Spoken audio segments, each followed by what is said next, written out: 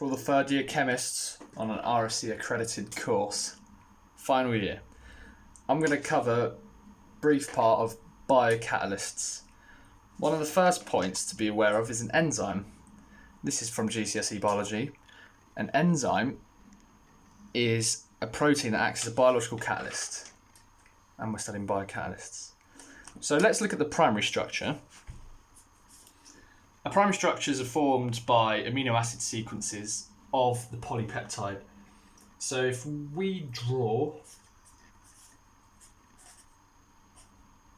the basic structure, you've got your backbone, your C terminus and your N terminus.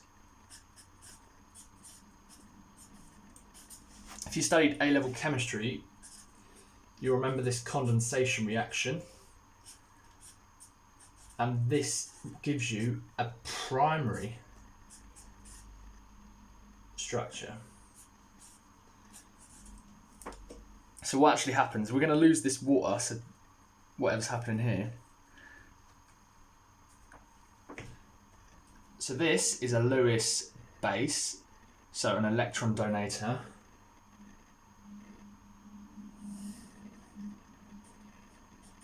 Comes in there. Let's just draw this like this. Got your H. This is going to be positive. This is going to be negative.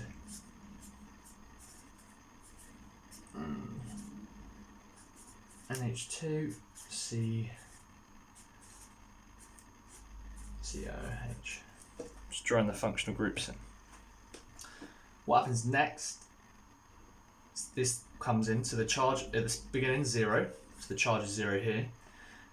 That comes there, makes a double bond. That comes there to make water. That comes there. So I think this would answer the exam question, which is, what are the structures? And you have to outline equations and diagrams. I think this would get you a good couple marks. And this is going to show you that, the peptide linkage. Let's draw it here. See. Because that water's left. Yeah. COOH and another H.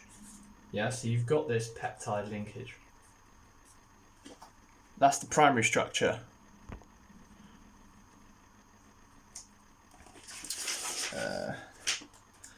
Let's come in.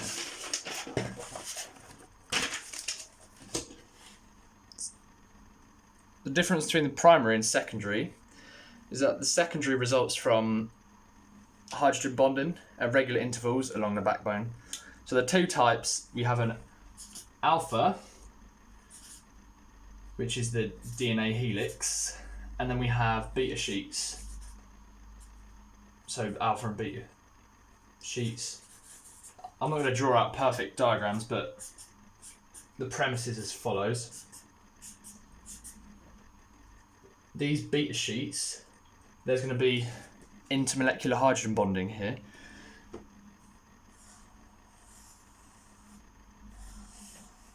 As there's great diagrams on Wikipedia and that. And intermolecular hydrogen bonding again holds these together. So you'd remember secondary is because of hydrogen bonding.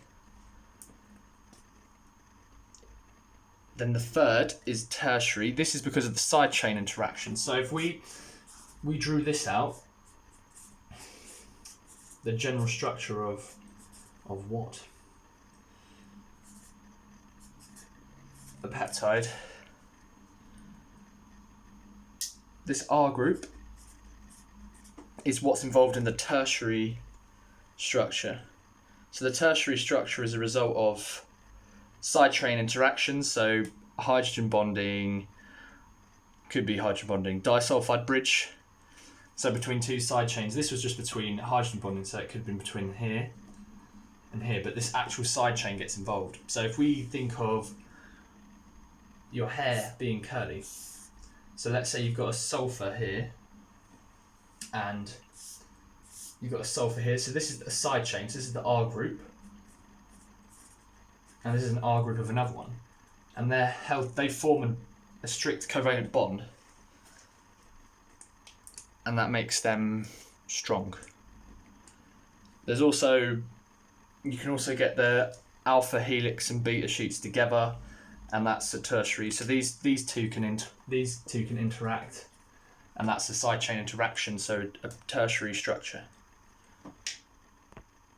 That's that.